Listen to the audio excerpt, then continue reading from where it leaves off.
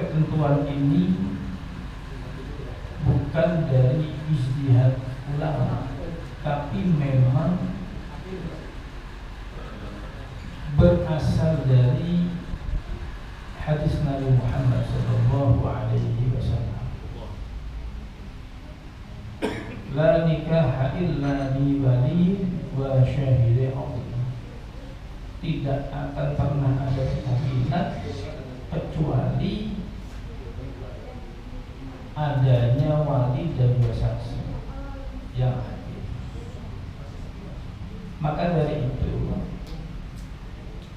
kedudukan posisi daripada dua saksi ini sangat penting. Mereka juga termasuk bagian yang menentukan keabsahan sebuah perkawinan. Perkawinan yang baik itu bukan perkawinan yang mewah, perkawinan yang kemudian mengundang orang terkenal dengan harapan dapat angpau yang banyak. Bukan. Perkawinan baik tentukan siapa nanti walinya, siapa nanti saksinya, ya, dan bagaimana kualitas calon mempelai baik laki maupun perempuan, termasuk juga masalah ijab dan kabul. Jadi jangan sampai kita salah persepsi tentang masalah akad nikah. Seandainya tidak ada dua wali ini, dua saksi ini, maka tentu perkawinan akan jadi batal. Lalu apa hikmah daripada Islam itu mengharuskan adanya dua saksi? Apa manfaatnya? Kan perkawinan itu sejatinya kan akad antara wali dengan calon menantu, itu kan calon suami pada anak ini kan itu intinya. Kenapa harus ada saksi? Maka beberapa ulama mencoba untuk menggali beberapa hikmah daripada kemutlakan hadirnya saksi. Pertama, Imam Al-Bajuri beliau menjelaskan bahwa betapa urgennya kehadiran saksi ini dikarenakan untuk menjaga kehormatan sebuah perkawinan dari perbuatan yang zalim, untuk menjaga marwah perkawinan itu sendiri. Ini hikmah daripada saksi. Misalnya di satu waktu setelah terjadi perkawinan, setelah beberapa lama, kok ternyata suami ini mengingkari atau tidak mengakui bahwa pernah terjadi perkawinan. Bisa dia ngomong, saya nggak pernah kawin dengan si perempuan ini, misalnya. Maka kemudian di sini letak fungsi daripada saksi. Dua saksi ini dan sudah kuat untuk menjadi pembela, untuk menjadi sebagai bukti bahwa pernah terjadi suatu perkawinan antara dua orang ini. Artinya paling penting sekali. Atau misalnya disampaikan oleh Imam Taqiyuddin Abu Bakar Muhammad atau penulis kitab Kifayatul Akhyar. Beliau menyampaikan bahwa kedudukan daripada saksi ini ada dalam rangka untuk menyelamatkan kecacatan nasab. Ya, misalnya dari faktor tidak mengaku tadi, lahir seorang anak. Kok ternyata si bapak atau si ibunya nggak mengakui? Loh, ini bukan anak kamu, atau ini bukan anak saya, misalnya. Ya. Maka dengan ada saksi, semua bisa terbantahkan. Atau misalnya dalam masalah mahar, ketika akad nikah disampaikan maharnya itu adalah 1 juta. Sampaikan, saya terima nikahnya Fulanah binti Fulan dengan mahar mas kawin tunai. Ternyata ketika dibayar, salah satu ngomong, waktu itu saya waktu akad nikah maharnya cuma 700.000 misalnya, enggak 1 juta misalnya.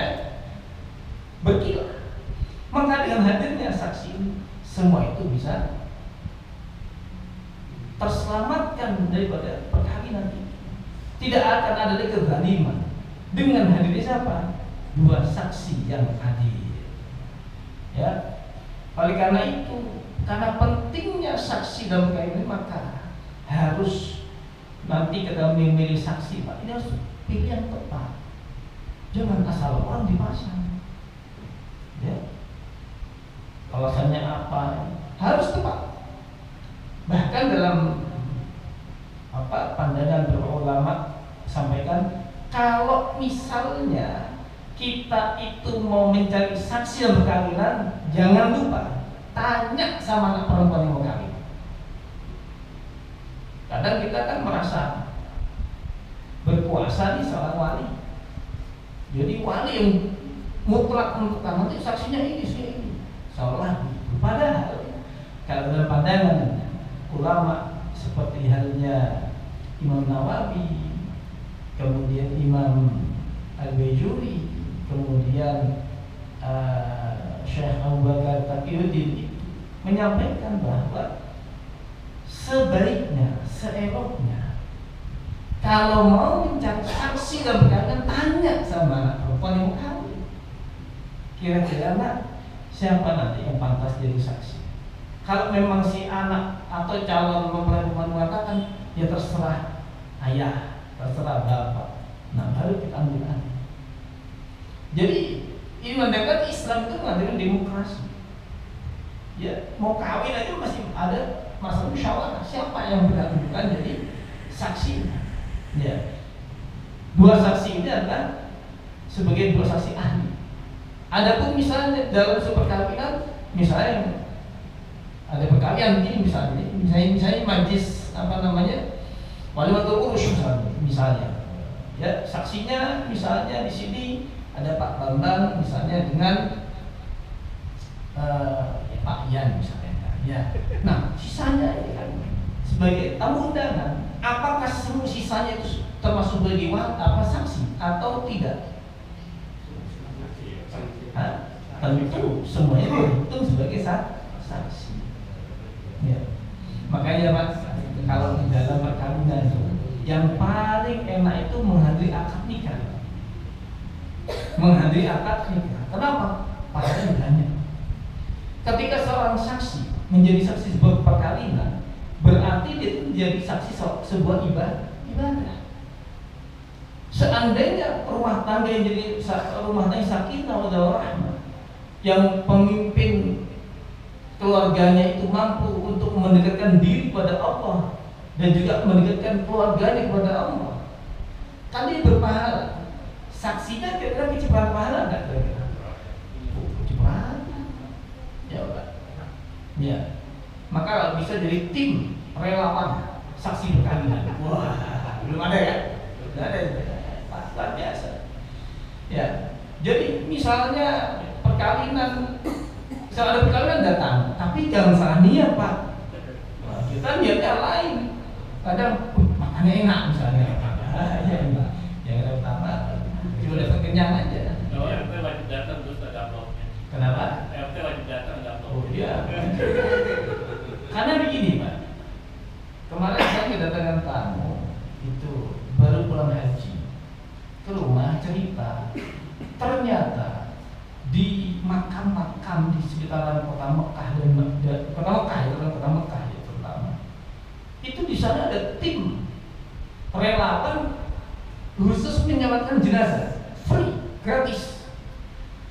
Jadi jenazah setelah keluar dari rumah sakit langsung dibawa kemana makamnya, makam di mana, lubang nomor berapa, semua sudah ada terekod dalam sertifikat. Sampai mobil sampai di makam akan ada tim relawan, jumlah 30 orang, 100 orang. Jadi tugasnya apa? Membawa jenazah ini, memasukkan yang lain dari apa? Mensolatkan.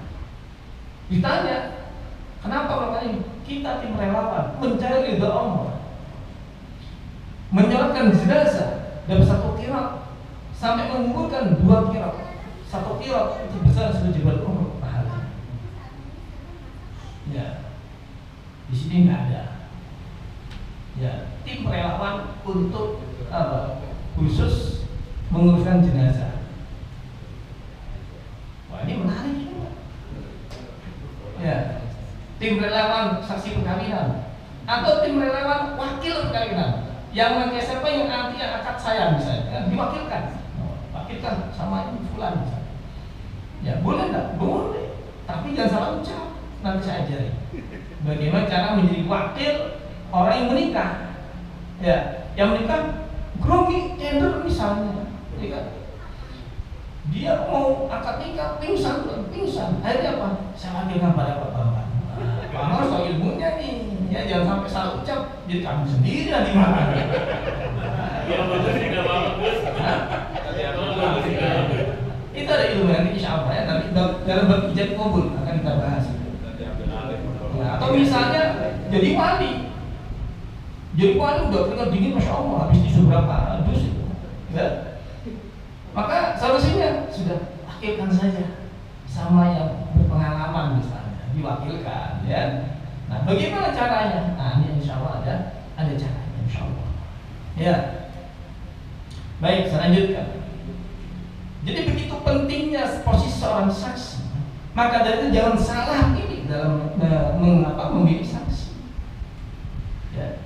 Apa kriterianya? 1, saksi itu harus beragama Islam mutlak. Tidak bisa seorang perempuan menikah, walinya orang tuanya, tetapi ternyata orang tuanya itu non muslim. Bagaimana status kawinannya? Tentu menjadi apa? Batal, tidak sah. Karena Islam ini menjadi syarat mutlak. Kalau misalnya orang kafir, bisa nggak jadi saksi? Ya, bisa nggak jadi saksi? Saksi kafir hanya boleh menjadi saksi bagi orang kafir. Kalau jadi saksi orang Islam nggak bisa. Ya, jadi ada orang yang baik sekali dengan kita, saking baiknya seperti sahabat saudara. Bahkan ketika kita misalnya menikah anaknya, dia penyumbang donatur utama. Kemudian kita tidak enak, tidak enak ini. Bagaimana kita jadikan saksi? Wis, hati-hati. Ya, Jangan karena itu kemudian Anda merusak acara ibadah anak-anak kita. Ya. Jadi ini kan banyak calon yang mau nanti mantu. Nah, ini bekal, Pak. Bekal, ya. Cari orang yang pertama Islam itu. Kalau ada Islam, oke, masuk tentang satu Islam, masuk. Ya. Kemudian syarat berikutnya, ini tidak hanya Islam, tidak hanya sembarang yang penting Islam, tidak. Yang kedua ada syaratnya adil. Seorang saksi, dua orang saksi ini harus memiliki sifat adil. Adil itu maknanya apa? Ini bukan adil poligami, jangan salah paham. Ini adil sebagai saksi. Apa itu adil sebagai saksi? Menurut fuqaha, adil di sini maknanya memiliki kemampuan untuk menjalankan hukum syariat. Itu namanya adil. Artinya dia itu adalah orang yang menjalankan salat 5 waktu. Dia tidak minum khamr, dia tidak mencuri, dia bukan orang yang suka berzina dan seterusnya. Ya. Kenapa? Kalau itu terjadi, maka orang seperti ini tidak memiliki sifat adil, walaupun di Islam. Tapi sifatnya apa? Fasik. Fasik. Fasik itu orang Islam, tapi masih suka melaksanakan apa? Melakukan maksiat. Gitu ya. Maka kemudian bagaimana hukumnya perkawinan yang dihadiri disaksikan oleh dua saksi yang fasik? Pertanyaannya, sah tidak perkawinannya? Ya, wah ini teman main nih. Jadi saksiannya nih keren nih. Orang yang kayak cincong, murah bayarnya misalnya kan. Pakai bayaran Pak. Nah, bagaimana seperti ini? Maka begini Pak, ini ada perbedaan pendapat di antara fuqaha. Adil ini ada kalanya adil secara zahir, ada kalanya adil secara batin. Ya, kalau zahir itu bagaimana? Kalau adil zahir ya sudah, secara sekilas lalu ini orang sudah dianggap sudah soleh. Ya, perkara dia nanti misalnya sholatnya bentang-bentong misalnya masih suka ini itu urusan belakang. Yang penting orang ini sudah kelihatan nampak seperti orang yang memang soleh. Artinya ini orang Islam gitu. Secara zahir. Pendapat yang lain mengatakan, oh tidak cukup. Adil itu zahiran wa batinan, lahir batin. Berarti kalau misalnya orang yang adil secara batin itu bagaimana? Orang yang benar-benar menjalankan ketaatan. Dia hatinya ikhlas murni untuk mencari ridha Allah Subhanahu wa ta'ala. Artinya cari saksi yang memang menjaga sholat waktu, menjaga puasa Ramadan, tidak gemar melakukan perbuatan maksiat. Ini penting. Nah, untuk mendapat saksi seperti ini ternyata tidak mudah.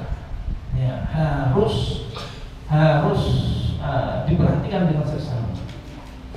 Pendapat pertama yang mengatakan bahwa saksi itu cukup adil zahir saja.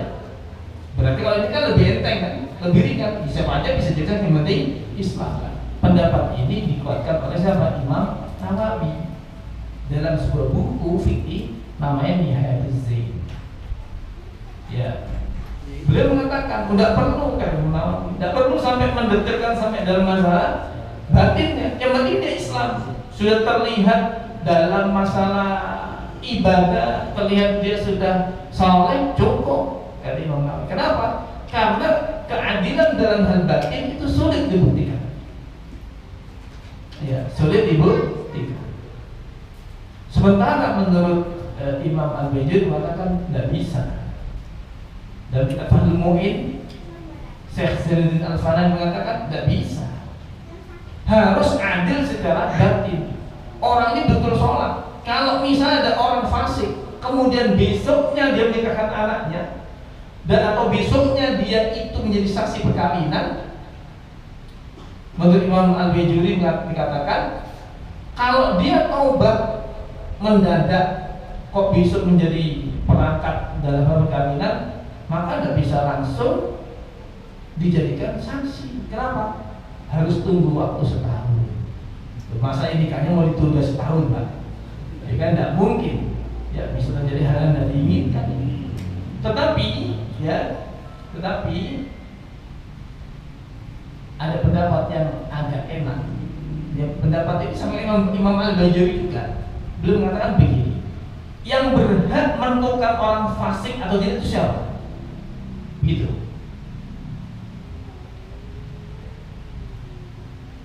Beliau menyampaikan yang berhak menentukan orang itu fasik atau tidak adalah hakim, al-qadhi atau as-sultan. Ya, hakim yang menentukan, bukan masyarakat biasa, bukan kita menilai, wah ini fasik ini, tidak bisa. Anda siapa? Anda qadhi bukan, Anda hakim bukan. Oh, tidak diterima. Ya. Kenapa? Ini semua harus masuk dalam mahkamah. Disampaikan nanti biar hakim yang menentukan. Seandainya hakim mengatakan, oh tidak, orang ini orang yang tidak fasik, maka perkawinannya terus berjalan. Tetapi seandainya sampai dilaporkan ke hakim dan hakim mengatakan dia orang fasik, maka secara mutlak perkawinannya harus dibatalkan. Ini menurut Imam Al-Bajuri. Nah, kita mau ikut yang mana ini? Mau ikut Imam Al-Bajuri apa ikut Imam Nawawi? Sama betulnya ya. Yang mengatakan, oh Imam Nawawi ini begini begitu, jangan. Ini sama-sama betul pendapat ini. Tetapi alangkah baiknya dalam masalah akad nikah, saya sampaikan sekali lagi, kalau ingin mengadakan akad nikah, jangan lupa adakan walimatul urus, majlis perkawinan akad nikah. Hadirkan orang-orang soleh sebanyak mungkin. Ya, kalau perlu dibalik, akad nikah mewah, gitu. Ya, mewah dalam arti bukan berlebihan, mewah dalam arti mengundang banyak tamu, orang-orang yang memiliki kualitas kedekatan dengan Allah yang luar biasa, orang soleh. Tujuannya apa? Supaya semakin banyak yang mendoakan. Karena sukses dari perkawinan itu diantaranya terletak pada akad nikah. Kalau akad nikah sukses, jadi orang-orang yang mendoakan untuk menjadi keluarga sakinah mawaddah warahmah, fa insyaallah ini menjadi perkawinan yang langgeng, insyaallah diberikan zuriat yang soleh-solihah, jadi pasangan yang sakinah mawaddah warahmah. Ini penting. Ya, itu penting. Maka dari itu disiapkan dari sekarang. Yang mau mantul ya, yang masih jauh ya, pikirkan yang lain dulu, gitu ya. Baik, masalah adil. Kemudian yang ketiga, syaratnya saksi itu adalah dia harus balik, berakal serta memiliki daya ingat yang kuat. Jadi setelah Islam cukup masuk, oh ini orang soleh, cukup. Yang ketiga Pak, ini akil balik dan memiliki daya ingat yang kuat. Ya. Kalau misalnya ada orang terkena sindrom pikun, ya, walaupun ini misalnya kakeknya ngotot, saya nanti bersaksi cucu saya, misalnya. Kalau enggak nanti saya marah. Lebih baik marah Pak, daripada tidak sesuai dengan kriteria yang disampaikan oleh para fuqaha. Ini bukan masalah kita hanya berantem, bukan. Ini dalam rangka untuk mencapai kemaslahatan, ya kan? Kalau memang kakeknya ternyata terserang sindrom pikun, sebaiknya segera Pak diganti atau jadi saksi yang nomor 3. Bukan saksi 1 dan saksi 2. Ya, tadi saksi nomor 3. Yang penting, kenapa? Karena dikhawatirkan kalau misalnya pikun Pak, nilai kemaslahatan perkara tidak tercapai. Misalnya terjadi, saya sampaikan tadi, tujuan saksi apa? Supaya untuk menyelamatkan marwah, harga diri, sebuah perkawinan, untuk membela daripada membebaskan daripada kezaliman, misalnya untuk dalam rangka mencapai keadilan, yaitu memberikan apa? Nafkah, memberikan mahar dan seterusnya. Kok ternyata pikun? Kira-kira bagaimana kalian? Tidak bisa diselamatkan, dan berbahaya tentunya. Maka dari itu ini penting. Kenapa? Mengingat hal seperti ini sering terjadi dalam kehidupan sosial kita. Ya, kita sering kali menunjuk orang karena faktor nggak enak. Wah, nggak enak saya kalau ada itu, misalnya. Atau bahkan menghadiri pengajian, saya nggak enak udah datang pengajian, nanti ditanya saya, misalnya begitu. Ya, kalau seperti itu terjadi Pak, misalnya dengan ya pengajian, ngaji, alasannya apa? Nggak enak saya kalau datang. Ya, itu riya juga. Riya itu. Ya, hati-hati. Ya. Jadi datangnya bukan lillahi ta'ala. Datangnya karena apa? Faktor. Ya nanti ditanya sama Allah. Kamu kemarin di dunia itu datang ngaji, karena kan kamu datang karena ustadznya, karena kiainya, karena apa dan sebagainya. Ya, riya itu hati-hati. Menurut Imam Al-Ghazali gitu. Ya, saya ini mengingatkan diri saya sendiri Pak, bukan nyindir lah, mengingatkan menasihati diri saya sendiri. Mudah-mudahan kita terbebas dari penyakit apa? Iya. Amin. Ya, ini penyakit sangat berbahaya dan sangat harus baik. Ini sudah 3 ya, Islam, kemudian apa tadi? Adil, ketiga balik berakal ya, serta apa? Tidak memiliki daya ingat yang kuat. Ya, ada pertanyaan sampai sini? Saksi itu boleh perempuan atau harus laki-laki? Oh ya, oke. Ini boleh bahas. Sekarang aja Pak, saksinya bencong tuh ya. Ya, iya kan? Nanti akan saya bahas. Ya Pak Ahmad, silakan saya bahas nanti. Mohon maaf, saya juga ingin tahu, soalnya ada orang dari daerah menanyakan ke saya, kalau orang meninggal, apa itu namanya, pas walinya tuh di depan apa namanya, seperti jenazah itu tidak mayat, di depan mayat itu gimana hukumnya? Ya, bagaimana dengan fenomena sosial perkawinan dilakukan mayat masih ada? Masih. Depan mayat. Ya sebetulnya kalau gini ya, dalam masalah kematian, ketika seorang itu mati maka segala urusan dunia sudah terputus. Ya, segala urusan dunia terputus. Misal, waktu itu saya bahas masalah rodoah, masalah persusuan. Misalnya ada mayat perempuan yang habis melahirkan, kok ternyata ya si siapa mayat ini mengeluarkan ASI. Ada anak kecil nangis, ibunya nggak ada, disusukan oleh si mayat itu. Maka persusuan antara si anak ini dengan si mayat ini itu tidak akan terjalin. Ya, misalnya si mayat ini punya anak, maka dia tidak dianggap sebagai saudara rodoa, tidak bisa. Kenapa? Karena kematianlah yang menjadikan pemutus hubungan antara hukum mayat dan hukum dunia. Maka dari itu misalnya orang meninggal, misalnya suaminya meninggal, sudah dimandikan, sudah diwudhukan, kok ternyata istrinya pengen mencium yang terakhir Pak. Ngomong, Pak saya izin Pak, saya ingin mencium suami saya yang terakhir kan. Dicium keningnya. Ya, kira-kira batal nggak si mayat itu? Apa harus diwudhukan sih? Woi, batal ini. Maka jawabnya tidak. Ya, walaupun sekampung salaman sama itu mayat, ya tidak batal.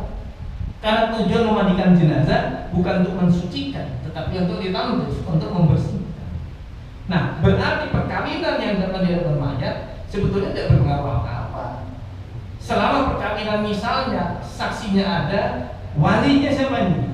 Wali, misalnya wali ab'ad, ya, wali yang bukan dari orang tua atau kakeknya, misalnya dari pamannya, dari saudara kandungnya, itu ada, maka perkawinan hukumnya adalah sah. Ya. Kalau misalnya berkaitan dengan masalah adat itu lain cerita.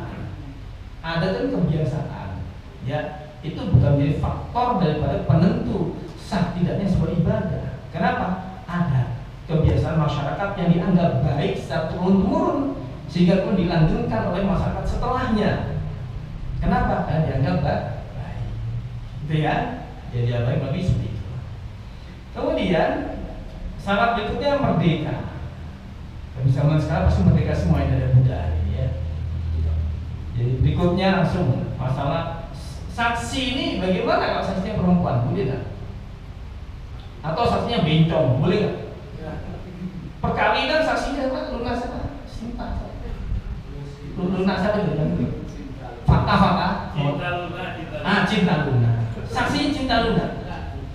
Ya, sah nggak? Saksi contoh ekstrim kali ya, kan? Ya, penting. Kenapa? Boleh jadi terjadi nanti. Kalau komunitas, ya, komunitas bencis gitu, kemudian salah satu mereka kawin. Saya kalau nikah pokoknya saksinya sama om itu, tapi omnya gerak-geraknya gitu juga. Ya, ini kan bisa terjadi dalam kehidupan kita kan. Jadi ini perlu dibahas juga. Jadi saksi itu mutlak harus laki-laki. Ya. Persaksian khunsa atau perempuan, ya, ini kalau perempuan jelas, perempuan itu tidak sah. Ya. Kalau khunsa itu apa? Khunsa itu Pak, orang dalam satu tubuh memiliki dua kelamin. Itu khunsa, bukan bencong ya. Beda. Kalau bencong itu disebut dengan mukhannas atau mukhannis. Mukhannas itu adalah orang laki-laki yang berperangi seperti lawan jenisnya, berperangi seperti. Tapi kan dibuat kuat. Kalau khunsa ini dari Allah, dia memiliki dua kelamin. Karena dia memiliki dua kelamin, maka dilihat. Kalau misalnya kelaminnya atau secara jiwa dia itu condong pada laki-laki, maka dia dianggap laki. Kalau dia condong kepada perempuan, maka dia dianggap perempuan. Maka dari itu kalau khunsa, ya, orang berkelamin ganda ini, maka dilihat kalau dia menjadi laki-laki, maka persaksian sah. Gitu. Tapi kalau misalnya dia itu lebih cenderung pada perempuan, maka dia hukumnya tidak sah. Sampai saksi itu mutlak harus laki-laki. Maka ini harus betul-betul memilih saksi itu. Jangan karena seumpatnya ada enak. Nah sekarang bagaimana? Kalau saksinya saya bilang, saksinya itu lemah gemulai atau bencong deh saksinya. Ya bencong. Ya. Sekarang gini. Bagaimana hukumnya seandainya saksinya itu misalnya saya mohon maaf nyebut nama kalau dia Saputra jadi saksi sama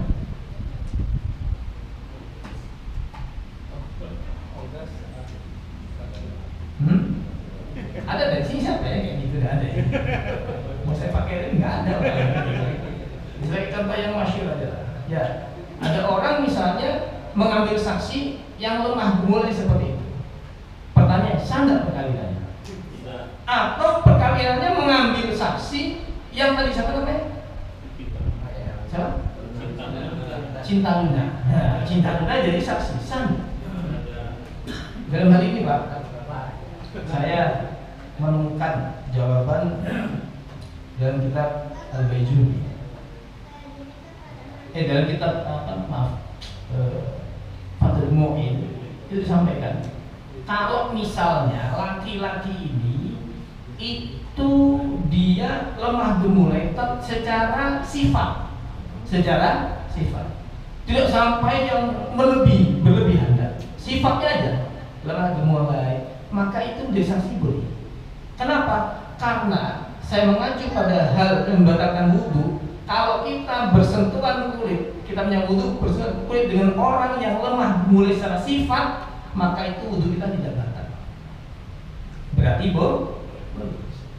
Tapi kalau misalnya orang ini lemah gemulai hanya sifat, tidak hanya perangai, tapi saya merubah tabiat, merubah sampai operasi, sampai betul-betul seperti perempuan, walaupun dia saya laki-laki. Kan mau berantem Pak itu, jadi Corbusier kan? Lihat aja itu di podcastnya, mau berantem Pak. Jadi ini tidak terima dikatakan dulunya laki-laki nggak terima, ngamuk. Saya perempuan tuh kan gitu. Tanya Bang Maria, betul nggak? Kan gitu. Ya, saya mau betul, mata kacamata harus diganti gitu kan. Jadi bagi kalian, kalau misalnya dia berubah secara sifat, tabiat, secara fisik, maka hukumnya itu lain. Maka dia sudah merubah. Salaman punya hukum, misalnya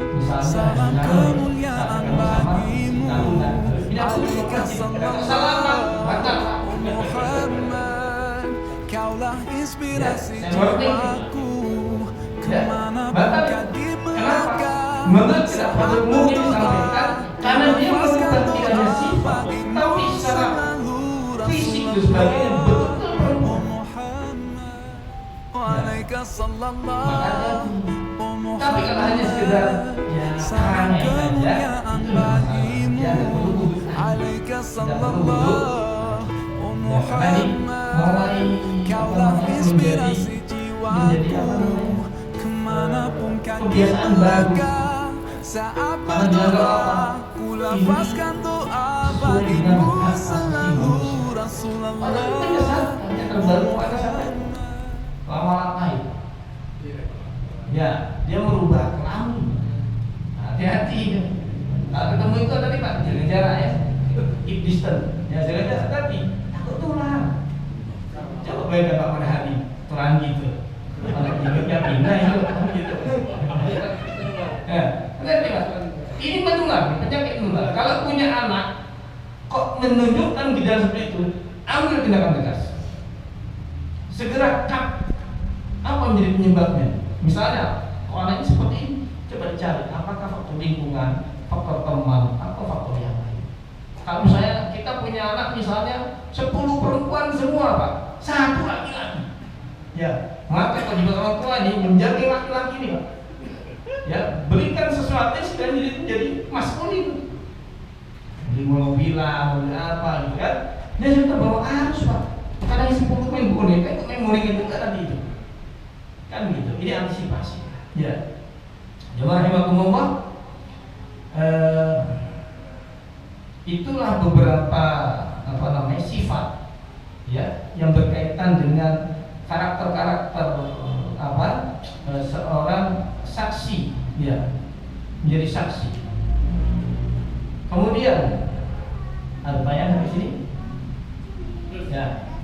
misalnya ada orang terus, ini anaknya cewek, dia pengen anak laki-laki terusnya satu anak kita dan punya laki-laki itu gimana Gus?